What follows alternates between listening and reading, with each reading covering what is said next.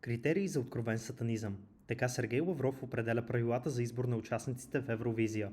И докато Бургас празнува победата си като домакин, платформата ни за медиен мониторинг засече планирана атака срещу Дара.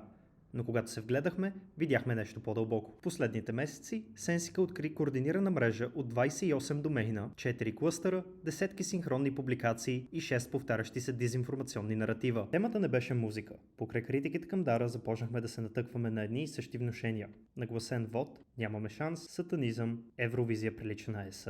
Когато сравнихме посланията с класификацията на EU vs. The Sinful, се разкри класическа антиевропейска кампания. Броени дни след появата на наратива сатанизъм, Сергей Лавров използва идентична формулировка в изказването си. Така, тази на пръв поглед локална кампания започна да резонира с по-широка пропагандна рамка срещу Европа. Сега си представете мащаба и интенсивността на дезинформационните кампании, които ще видим в месеците около Евровизия 2027. Едно е сигурно, ние от Сенсика ще наблюдаваме и ще анализираме в реално време.